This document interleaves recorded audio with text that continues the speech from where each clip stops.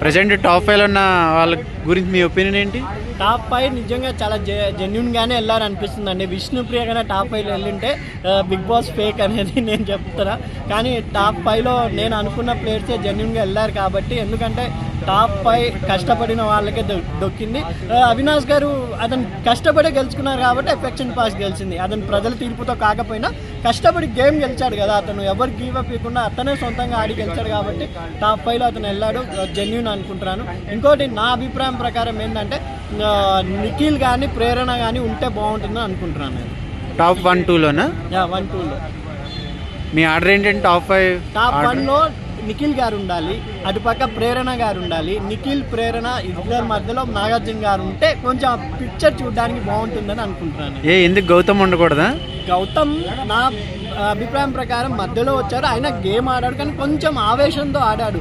ఇంకొంచెం ఆలోచన వాళ్ళ ప్రేరణ ఈజ్ అ జెన్యున్ పర్సన్. ఆమె ఎంత గేమ్ పరంగా గేమ్ 2 ఆడింది. బిగ్ బాస్ నిర్ణయాన్ని కూడా తారుమారు చేసింది. మీరు గమనిస్తే నబీల్ ఒక టాస్క్లో చుట్టేసి గంట కొట్టేసినాడు. సెకండ్ ప్రేరణ కూడా, కానీ బిగ్ బాస్తో కొట్లాడింది. చుట్టడం అంటే ఇది కాదు బిగ్ బాస్, నేను చుట్టాను కరెక్ట్గా అని. దానికి బిగ్ బాస్తో సహా నాగార్జున గారు కూడా రెడీ అన్నారు కదా. అలా ప్రేరణ వాగ్వాదం అలా జెన్యున్గా అనిపింది. కానీ మన గౌతమ్ అరుస్తారు, కానీ ఎందుకు అరుస్తారో చూసాం ప్రేక్షకులకు కానీ అక్కడ ఉండే వాళ్ళకి కూడా అర్థం కాదు.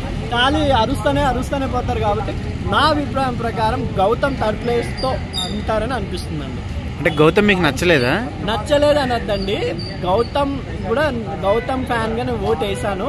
కానీ గౌతమ్ కూడా టాప్ 3లో ఉంటారు. ఏదో ప్రేరణ గౌతమ్ మధ్యలో టక్కర్ ఫార్ ఉండబోతుంది అనుకుంటున్నాను అంతే.